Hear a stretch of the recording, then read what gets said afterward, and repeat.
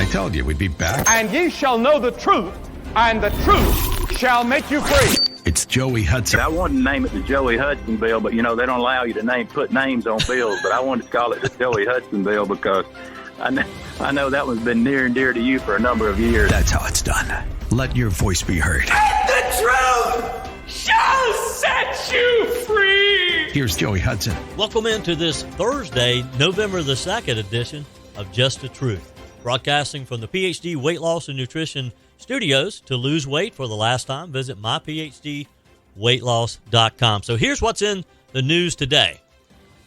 The genocide that is happening right now, as people are staying silent, is the true essence of how we're all feeling. This is exactly what they're telling us who they are. Not all of America is with the Oval Office right now or what Congress is doing. The majority of them want a ceasefire. That was Rashida Tlaib just a few weeks ago as she was protesting Israel's response to the terrorist attacks from Hamas. In a recent protest, and she's been to a number of them, thousands, of course, have lost their lives in this war in Israel. Tlaib has been critical of Israel's response, calling on the Joe Biden White House to ask for a ceasefire. This is the craziness that our world is in right now. The House of Representatives voted to kill a resolution that would have censured Ms. Rashida Tlaib. And get this, there were over 20 Republicans who voted along with the Democrats. Nearly 24, actually, Republicans voted. It was a 222 to 186 in favor of killing the motion without debate. Democrats literally broke out into applause when the vote was announced. Tlaib had been the target of censure, a formal punishment in the House. It was introduced by Representative Marjorie Taylor Greene from Georgia over Tlaib's comments and her actions related to the ongoing war between the terrorist Hamas and Israel. A retaliatory resolution aimed at censuring Greene, introduced by Representative Becca Balint, a Democrat from Vermont, was pulled once the outcome of this vote was known. Balint released a statement celebrating the Tlaib resolution's failure, in which she said that she was withdrawing her resolution against Greene for now. Her statement said, "Given the fact that this conference voted unanimously for an election denier, there was a question of whether my resolution to censure Representative Greene could pass with the votes it needed from moderate Republicans. They have shown they're unable to stand up in moments that require courage," Balint said, referring to the election of Speaker Mike Johnson just a couple of weeks ago.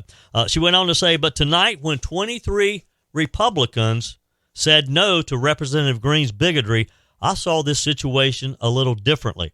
I want to thank them for doing the right thing, and I'm going to hold back on the vote for now. Vermonters and people across the country need us to get to work and focus on the urgent needs facing working people here at home and around the world." Greene had blamed Tlaib for a protest again last month that saw hundreds of Gaza ceasefire demonstrators arrested after they took over the Cannon office building.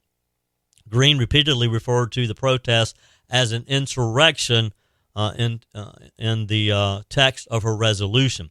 After the vote, Greene railed against the 23 Republicans who opted to table her resolution, calling them feckless. Greene wrote on X, "This is why Republicans never, all caps, do anything to stop the communist Democrats or ever hold anyone accountable." A wide array of members in the GOP conference voted to table the resolution. House Freedom Caucus Chairman Chip Roy, for example, moderate Representative John Durante from California. One of the 23, Representative Tim Walberg, who is from Michigan, said that he was taking a stand for free speech in voting to halt the Tlaib censure, but condemned her rhetoric about Israel. Here's what he had to say. "As much as I disagree with previous comments made by Representative Tlaib, First Amendment liberties are for every American, and I will support this constitutional right, whether the speaker is on the political left or right, and whether they're speaking heinous lies or harsh truths," he said. "When we hear evil speech, We should not look to the government for the answer, but rather speak up as individuals to denounce it. Now, these are people who are defending the actions of terrorists. They're butchers. Hamas they're butchers. They're proud of slaughtering innocent people, innocent children. Listen to this. A Hamas terrorist told an Israel Securities Authority that he and another man shot and killed crying children who were inside a safe room until the sounds could no longer be heard, while acknowledging that he entered the house simply to kill innocent people. This is who we're dealing with. This is who Rashida Tlaib is defending, but yet she got the support of enough members in Congress not to censure her over her actions. In a video posted by the Israel Defense Forces to social media X, the Hamas terrorist is seen wearing prison garb while sitting in a chair with an Israeli flag behind him. The man is unnamed, but he tells the ISA official, who cannot be seen in this video, that he and other members of Hamas entered a house through a window. While checking the house, he told the official they heard sounds of young children in the safe room, and they just shot through the door knowing that they had killed them. Again, this is who Rashida Tlaib and some of her colleagues are defending. Meanwhile, IDF spokesperson Rear Admiral Daniel Hagari delivered remarks on the latest developments in the Israel-Hamas war yesterday, saying that Israeli forces broke through a Hamas perimeter. In the statement, he said the ground campaign is continuing as planned in the northern Gaza Strip. In accordance with prior planning from the intelligence branch, specific intelligence from the intelligence branch, in a joint action of our ground, sea, and air forces, our forces broke through the forward Hamas perimeter in the northern Gaza Strip. The spokesperson also announced that a Hamas leader was killed in an airstrike. Hagari then accused Hamas of dishonesty about the war and said that they continue to lie. He said, "We continue to share with the world the concrete and thorough evidence, as we did with the Madani Hospital, which Hamas lied about, and as we did when we exposed Shifa Hospital and its infrastructure." By the way, there was another member of the U.S. House who faced a vote by his colleagues today, too, and he, too, won. Embattled Representative George Santos from New York escaped being expelled from the House. Now, there's a difference from being expelled and censured, which is what they were trying to do with Rashida Tlaib. George Santos was voted on to be expelled from the House, which means removed. The final vote on that was 213 to 179 against expelling Santos, with 19 lawmakers voting present. Expelling a member of the House, of course, is something that historically is rare, and it requires a 2/3 vote of the members of the House. In this case, 24 Republicans voted to expel Santos, while 31 Democrats voted to keep him in the House. Santos told reporters after the vote, "There's more Democrats in this body that believe in the rule of law than there are Republicans. That's what you should know. I'm fighting to clear my name. I'm fighting for due process," he said. The New York Republicans who led the expulsion effort were Anthony Despadato, Nick Lalato, and Mike Lawler. Santos spoke in his own defense earlier on the House floor, accusing the Republicans who moved against him of playing judge, jury, and executioner, he said. Efforts taken by other members in this body to act as jury and executioner are unconscionable and reckless to our Republican system of government and to the integrity of this body, Santos said. He went on to say, "I stand today to continue to prove my innocence of these allegations and charges leveled against me. I'd like to say I understand the point of view of my colleagues, but actually I don't.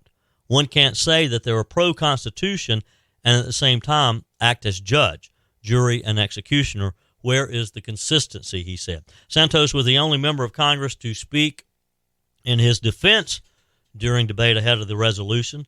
He's been in scandal after scandal. He was charged with conspiracy, wire fraud, making false statements, falsification of records, aggravated identity theft, and credit card fraud. Last month, he faces a total of 23 charges. Your comments are welcome on the Truth text line, 864-477-JOEY. That's 864-477-5639. You can also send me a quick email, joey@joeyhudson.com, and you can leave a voicemail as well, 864-477-JOEY. Hey, just a heads up if you use eye drops.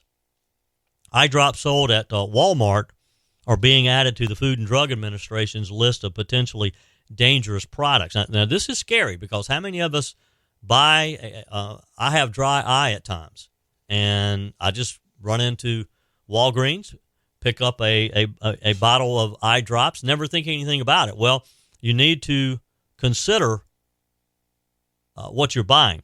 Consumers are now being told to avoid Equate Hydration PF Lubricant eye drop in the 10 milliliter bottles.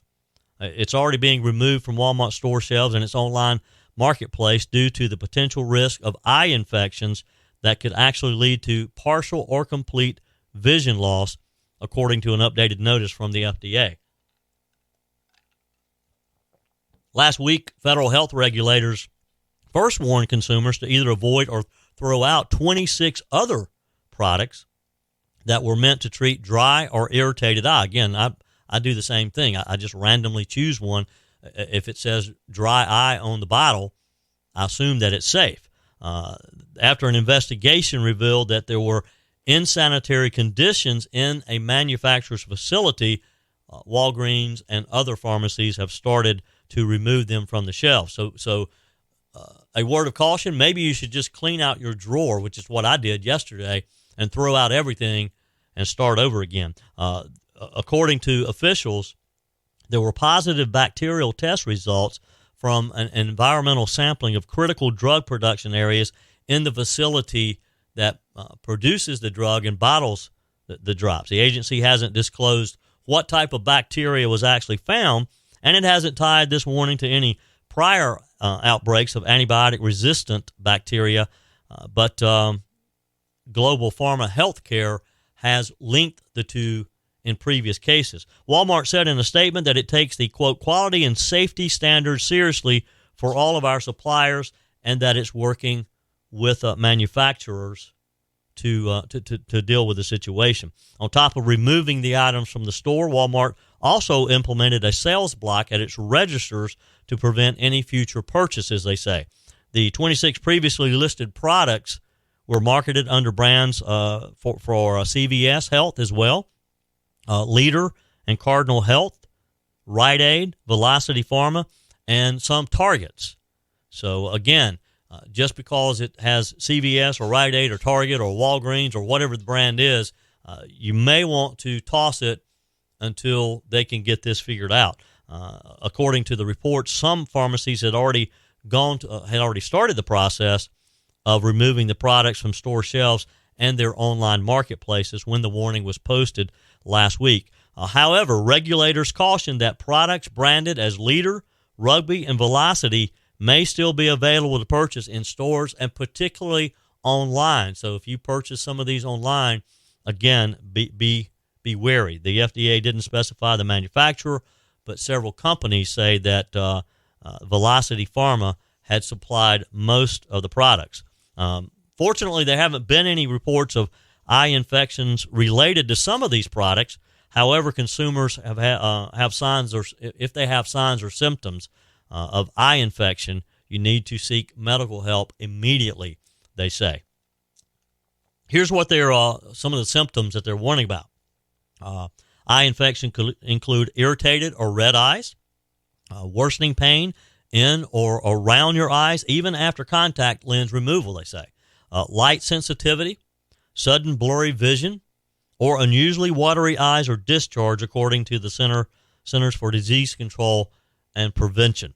Patients are encouraged to report any adverse events or quality problems that they have with any medicine to the agency's MedWatch Adverse Event Reporting Program. In the meantime, CVS, which immediately pulled products supplied by Velocity Pharma within the CVS Health brand products, notified the FDA and is offering consumers a refund for any product that you may have. A spokesperson said, "We're committed to ensuring the products we offer are safe. work as intended and satisfy customers and are fully cooperating with the FDA on this matter. Cardinal Health said that it had placed all identified impacted eye drop products in its inventory on hold and is working with Velocity Pharma and the FDA to initiate a recall on all impacted rugby products. Cardinal Health said in a statement, "We're working with the Velocity Pharma, the supplier of the impacted eye drop products, to gain additional insight regarding this insanity." Again, if you use eye drops, just beware. I think maybe you should do what I did and just clean out the drawer of any previous products just to be safe. Speaking of being safe and health, cigarettes have been a topic of discussion for years. I mean, how many times have we talked about tobacco companies and how through some of the landmark legal cases, tobacco companies have been charged or found guilty of adding additional nicotine and other additives to cigarettes to make them more addictive. They paid out millions of dollars over the years because of these lawsuits, yet the tobacco industry is still going strong. I've never smoked cigarettes, so I don't know that feeling. I have friends, I have family who smoke, and they tell me of the struggle it is to stop. I mean, we know cigarette smoking is dangerous for our health.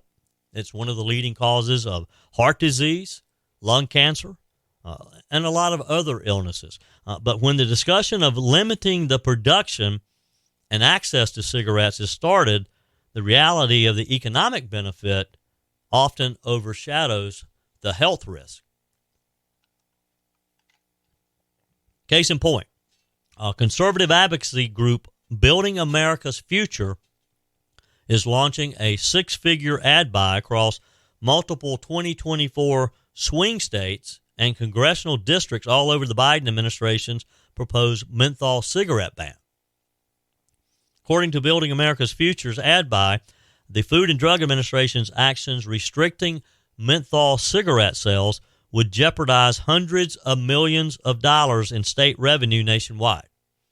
Overall, they say a tax foundation analysis conducted in 2022 said that the restriction would cost the federal government $1.9 billion and state governments over $4.7 billion, given the high tax rates on cigarettes. Have you ever noticed what a pack of cigarettes is actually, the taxes on those, what it costs? Jeffrey Singer is a senior fellow at the Free Market Cato Institute, and he wrote in a report that was published on October 17th, "Sadly, it appears the menthol ban train has already left the station," he said. "This means more business opportunities for purveyors of black market products ranging from illicit drugs to cigars and cigarettes, and if history teaches us anything, we can expect to witness many harmful unintended consequences." He goes on to write and added comments that were submitted to the FDA, the Food and Drug Administration. "Prohibition fuels an underground market where peaceful, voluntary transactions become crimes. It gives law enforcement another reason to interact with nonviolent people who commit these victimless crimes," he said. "With menthol cigarettes more popular among blacks and Hispanics, expect police to focus their attention on minority communities." The ad buy specifically targets New Hampshire, North Carolina, South Carolina, all of those who are listening here in the upstate. Also, New Hampshire's 5th Congressional District, Colorado's 8th Congressional District, Pennsylvania, multiple districts there, Ohio, Connecticut. All of these are swing states important in next year's presidential election. According to the Tax Foundation analysis from last year, swing states Georgia, Michigan, North Carolina, and Ohio would see revenues decline by an estimated $123 million in Georgia, $219 million in Michigan, $165 million in North Carolina, and $227 million in Ohio. So when you start talking about millions of dollars of tax money, then the idea of protecting people's health sort of go out the window, doesn't it? According to industry reps, the average pack of cigarettes in the U.S. faces $1.91 in state taxes and $1.01 in federal taxes. I mean, what is that? That's $2.92 in taxes before you even get to the cost of the product. Additionally, they say every state continues to receive funds from the Master Settlement Agreement, which was a 1998 settlement between the states and nation's 4 largest tobacco companies to resolve dozens of health-related lawsuits and to reduce youth smoking. The Tax Foundation concluded that this translates to about 75 cents per pack in 2022. In April of 2022, the FDA issued product standards to prohibit menthol as a characterizing flavor in cigarettes and prohibited all characterizing flavors in other tobacco and in cigars. The agency said that the move would reduce disease and death from tobacco product use by reducing youth experimentation and addiction and increasing the number of smokers who actually quit. Health and Human Services Secretary Xavier Becerra said at the time the proposed rules would help prevent children from becoming the next generation of smokers and help adult smokers quit. He added the proposed rules represent an important step to advance health equity by significantly reducing tobacco-related health disparities. Tobacco smoking, according to the FDA, remains the leading cause of preventable death nationwide. In proposing the rules, the FDA cites its congressional authority to adopt tobacco product standards. Last month, the FDA sent the proposed regulations to the White House Office of Management and Budget for review. That's one of the final steps that they have to take before it can be implemented. Brian King is the director of the FDA's Center for Tobacco Products. He previously said that the move means that the proposal reached its final step of review for regulatory documents. Senator Tom Cotton from Arkansas said this administration will make criminals of law-abiding citizens while granting actual felons early release and encouraging illicit drug use. No wonder Americans have lost faith in this administration, he said. That's less interested in public safety than targeting political enemies. Senator Kirsten Sinema said, my general perspective would be that as adults, people can make their own choices. And what the government's job to do is to ensure that we have a market that is open and products are available that are regulated to make sure that everyone is safe. At the federal level, I believe that it's our job to kind of stay out of that and let states take their own action and manage their own choices. That Senator Kirsten Sinema. Additionally, groups representing small businesses like the New England Convenience Store and Energy Marketers Association have also been critical of the proposal. Again, it sells. When you start talking about losing millions of dollars of revenue, then it's sort of buyer beware. Consumer, you have to look out for your own health. The American Lung Association CEO and President Harold Wimmer, of course, in favor. They said once finalized, rules to end the sale of menthol cigarettes and flavored cigars rule will be the most significant actions that the FDA Center for Tobacco Products has taken in its 14-year history. The American Lung Association is eager for these life-saving rules to be implemented and urges the White House to finalize these rules before the end of the year. They went on to say the science and data are clear. Ending the sale of menthol cigarettes and flavored cigars will save lives. It will also help reduce the unjust disparities in tobacco use caused by the tobacco companies targeting certain communities with menthol cigarettes. What do you think? Does the federal government, should we depend on the federal government to watch over us, to outlaw or to make it difficult for these types of products to be used? Or, again, is it buyer beware? Or are we, as responsible adults, should we be allowed to purchase something even if we know it's going to have an adverse effect on our health? Love to get your comment on the Truth text line, 864-477-JOEY, 864-477-5639. Of course, you can also leave a quick voice message if you'd like. We'll air those as time permits, and your comments are welcome via text message as well, 864-477-5639. Your emails are welcome too, joey@joeyhudson.com. on Tuesday of this week, a group of 311 faith leaders sent a letter to President Biden saying that the FDA finalizing the regulations was a moral imperative. The NAACP, 100 Black Men of America, Inc., U.S. Conference of Mayors, and Campaign for Tobacco-Free Kids have also signaled their support for the FDA proposal. Interesting note here. We know the effect that cigarettes can have on our lives. Cigarette smoking is, again, known to be a killer. But it may surprise you that there's another known killer. And this is interesting. Loneliness, according to the Surgeon General, loneliness is as deadly as smoking 15 cigarettes a day. Think about that for a moment.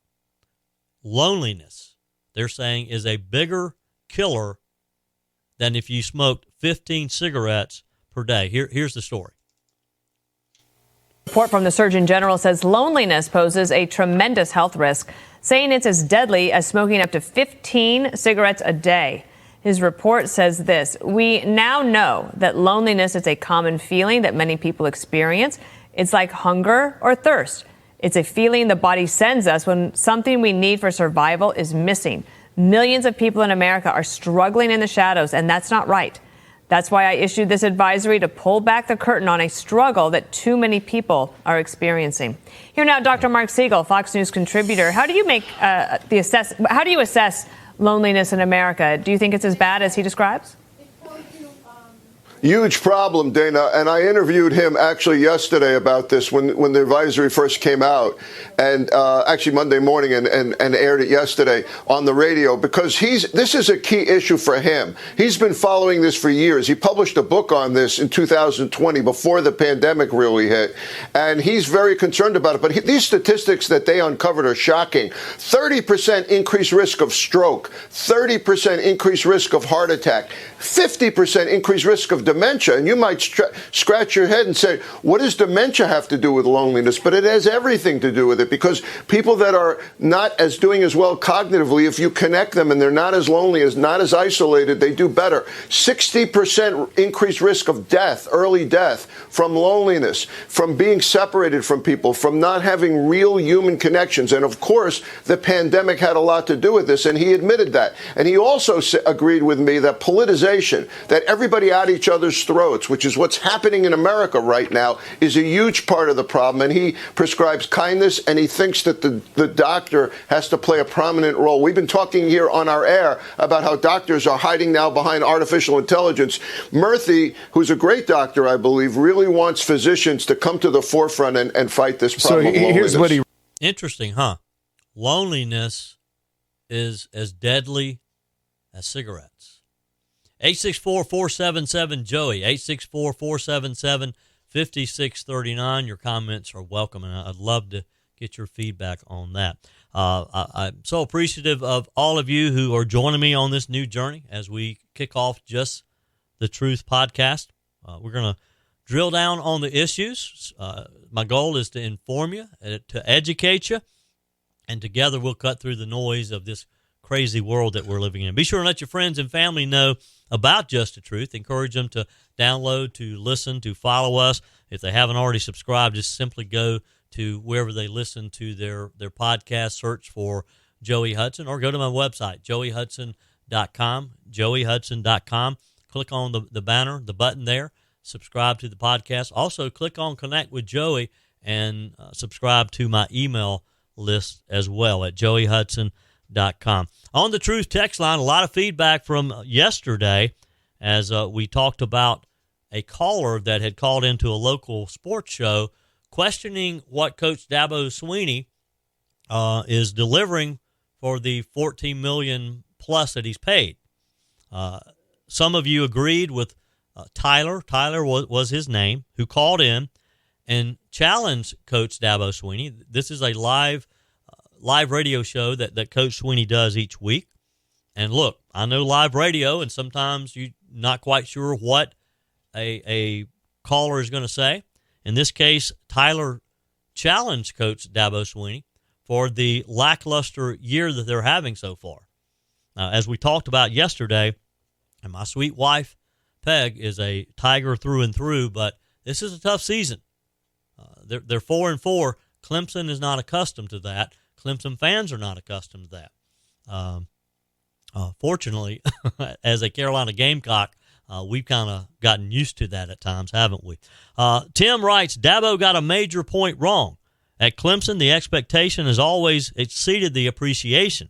He has not been a Tiger fan as long as I have, and I remember many, many, many times when Clemson got beat and the expectation was always there. Tyler was dead on it, he said. Dabo is a great Christian man, but that has nothing to do with being the head coach of the Clemson Tigers. I do not watch any football any longer.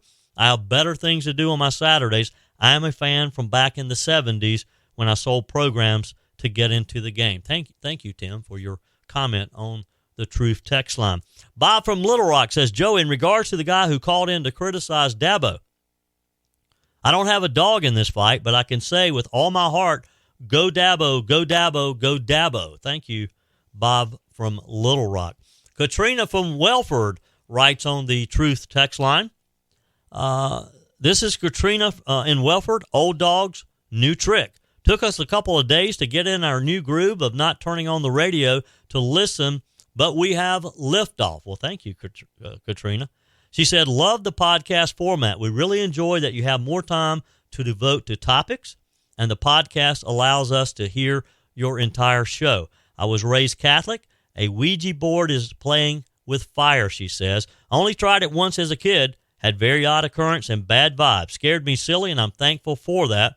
Nothing good happens after midnight or tempting evil. I look forward to hearing your thoughts and news. Local too, if any. We're going to get into some local things here. Have a great rest of your Wednesday. Thank you, Katrina. It was good to hear from you on the Truth text line. Your text comments are welcome as well. 864-477-JOEY. Colt in Shelby writes, with regards to the Ouija board game, the way it was marketed as a harmless toy reminds me what my grandmother always told me growing up. Greatest trick the devil ever pulled was convincing the world it didn't exist. Enjoying the new podcast. Keep up the good work. Now, what they're talking about here is on yesterday's show, and you may want to go back and listen if you haven't already. I talked about the story of a Catholic priest who was denouncing Ouija boards. Now, some of you may just think, well, it's a board game. It's a harmless board game. But this Catholic priest talked about performing exorcisms on people that a Ouija board had literally had bad effects on. So that's what these texts are about. Another texter says, anything you put your faith in other than Jesus can lead you down the wrong path. Well, that is correct. Cindy writes on the Truth text line, Joey, yes, there is. My husband is a good Christian man, and he tells of a time his sister and I had someone talking to them. He would burn one now, not to mention the black 8-ball. Remember when Saul went to the witch to ask from the dead? They are witchcraft. In the Bible, they burned their witchcraft and curious books when the disciples went out preaching to people. By the way, Dabo gets paid too much, she said.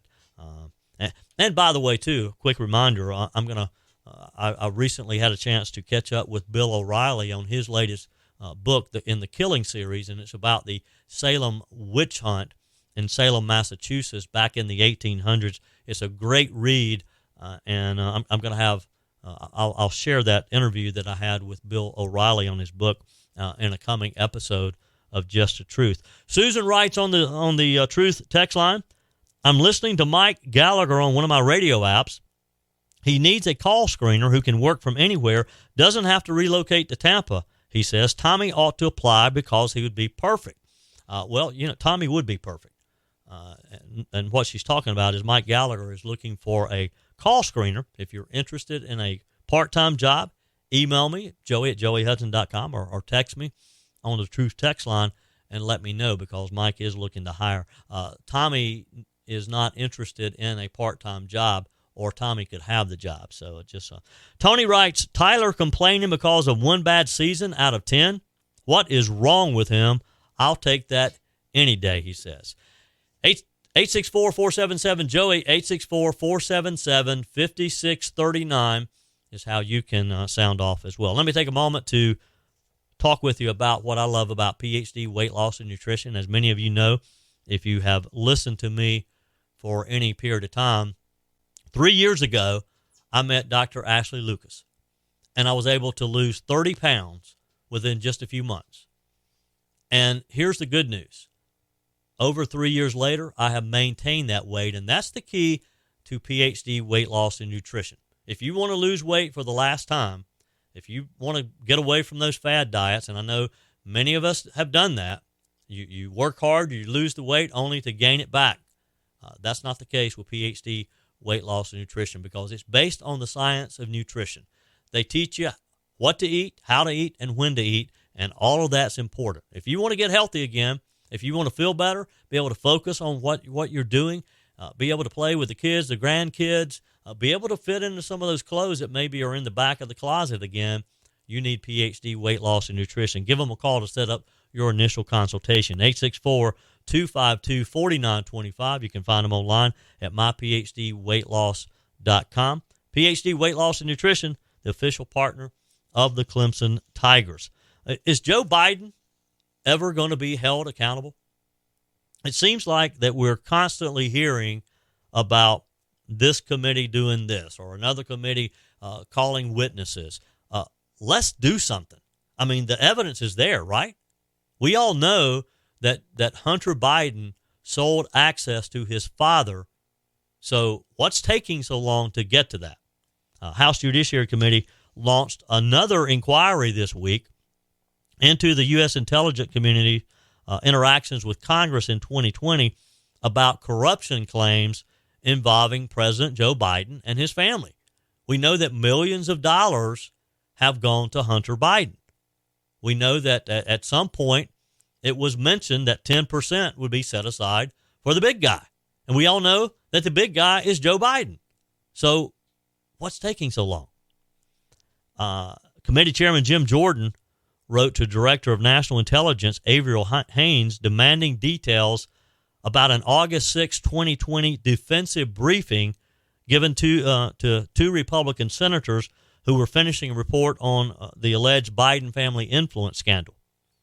Jordan, one of the leaders of the House GOP impeachment inquiry into what role Joe Biden may or may not have had in his family's dealings, is also demanding details about interactions that summer with Democrats, including then House Intelligence Committee Chairman Adam Schiff, Shifty Schiff.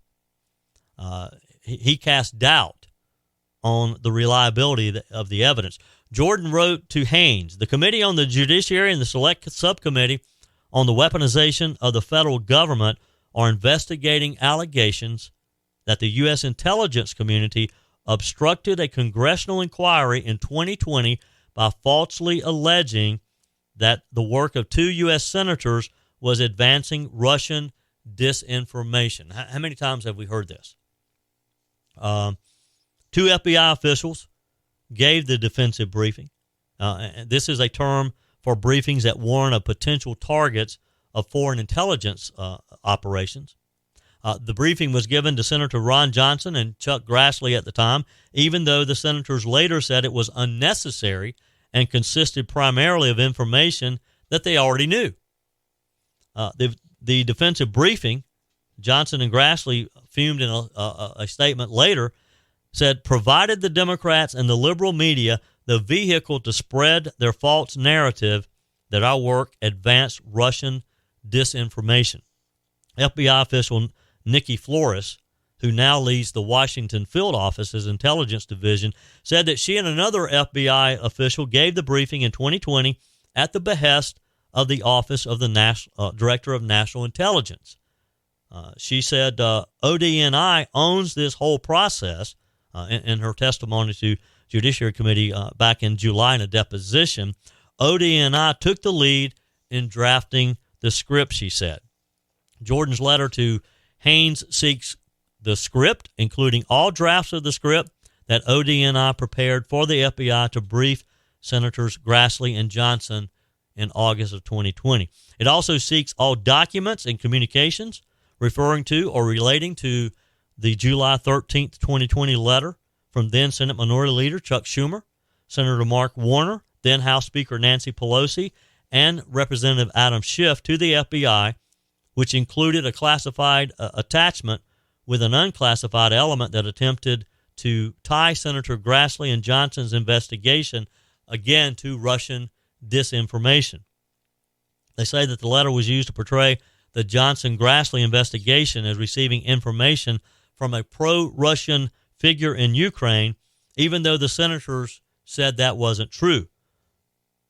The report from Grassley and Johnson, who respectively led the Senate Finance and Homeland Security Committees at the time, contained major bombshells, including revealing that former Moscow First Lady Yelena Bachurina transferred $3.5 million to a bank account that was linked to Hunter Biden in 2014. Later revealed that the vice president, that Joe Biden had dined at least once in Washington with this Russian Bachurina and with his son's associates from Kazakhstan and Ukraine, despite publicly denying that he knew anything about Hunter Biden's business dealings.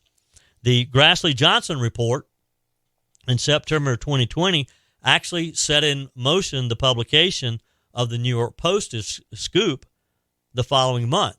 This is the first time that a major newspaper reported Hunter Biden's illegal dealings as found on the abandoned laptop. And, of course, you know that the New York Post was censored. Facebook and Twitter and other social media sites refused to carry the story because, again, they were told that it was Russian disinformation. We now know that it was true. We now know that that information came off of Hunter Biden's laptop. It included evidence that Joe Biden met with an executive from the Ukrainian gas company, Burisma, which paid Hunter Biden up to $1 million per year, as his dad held the Obama administration's Ukraine portfolio and threatened, got the prosecutor fired, and bragged about it publicly. And we also know this is when we first heard the term big guy and the fact that they were going to set aside 10% for the big guy.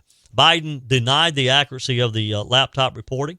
He has denied any knowledge of this, and he still denies it.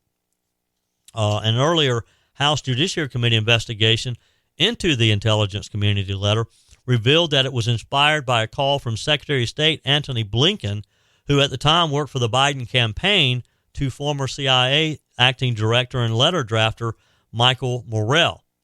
The Senate report at the center of the latest Judiciary Committee inquiry remains highly cited, including passages that refer to the transfer of $5.1 million to Biden-linked accounts.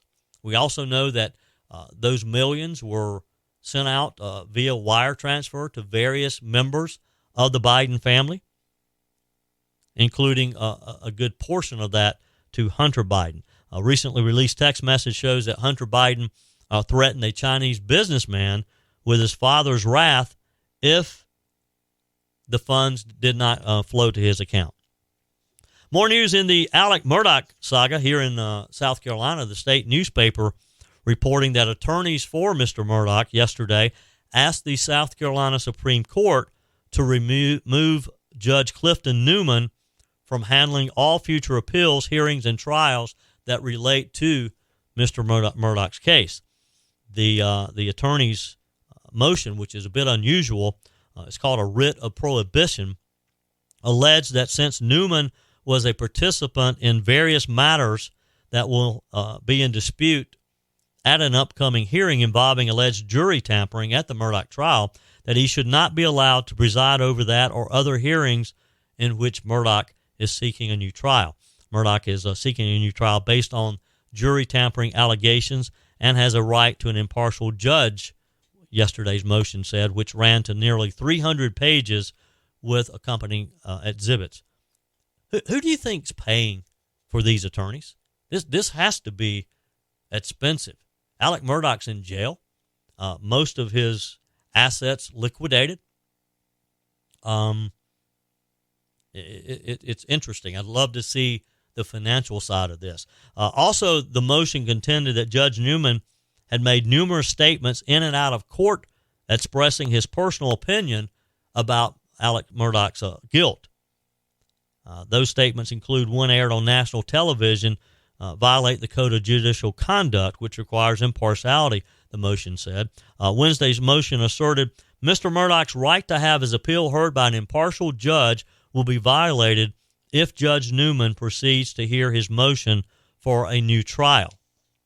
In a parallel motion, Murdaugh's lawyers also is asking the South Carolina Supreme Court to stay, halt all current Murdaugh-related court proceedings pending a Supreme Court decision on the lawyers' broad request to prohibit Judge Newman from sitting on Murdaugh's case. Includes an affidavit from Gregory Adams, a University of South Carolina School of Law professor emeritus and an ethics expert, saying that Newman should recuse himself from the case because his comments about it and other actions while it's still pending violate the Code of Judicial Conduct. The filing asserted that it's not suggesting that Judge Newman, quote, did anything improper during the trial, but that he is an eyewitness to and a participant in some of the events that will likely be discussed on these appeals and motions for a new trial. In the latest and most aggressive filings, including several that have alleged unlawful jury tampering by the Colleton County Clerk of Court. You remember that story that made the headlines just a few months ago? Becky Hill evidently sold her story. She was writing a book. These allegations made by Murdaugh's defense team in Waco, South Carolina's most sensational criminal trial in the modern era at least. Defense lawyers include Columbia Attorney Jim Griffin and State Senator Dick Harpootlian. Again, I wonder who's paying their bill. One final thing, it's not cheap to run for mayor in Greenville, South Carolina. Next week is Election Day in the city of Greenville. Longtime Mayor Knox White is up for re-election. He's being challenged for his 8th term as mayor. The mayoral race shows record amounts of money being raised. Mayor White will face his first serious challenge, Democrat Michelle Shane, this since his election nearly 30 years ago, in what he says will be his final campaign for the position of mayor. The outcome has some historic potential, not only Mayor White being the longest-serving mayor if he's elected to his 8th term. He's already been there for 27 years. Ms. Shane would be the first woman elected to be mayor of Greenville as well. And for the second race, City Councilman Dorothy Dow is facing Randall Fowler, who decided to run for office after the approval of a controversial storage facility project despite community and city pushback. In these two contested elections, again, these are city, council, and mayoral races. More than $400,000 has been spent. Now, how much do these positions pay? What do they make? What are they paid? I never quite understand in politics how you can spend, like in a U.S. Senate race, millions and millions to be elected, and you're only paid, less than $200,000, like $175 or so. That's it for today's edition of Just the Truth. Glad to have you with me. Thanks for joining me in the PhD Weight Loss and Nutrition Studios. If you want to lose the weight for the last time, go to myphdweightloss.com. If you haven't joined our mailing list, go to joeyhudson.com, click on the Connect with Joey button. And again, be sure and tell all your friends and family about Just the Truth. We need them to be part of this journey. Thanks for spending a few minutes of your day with me, and remember, God's got this. He's still in control.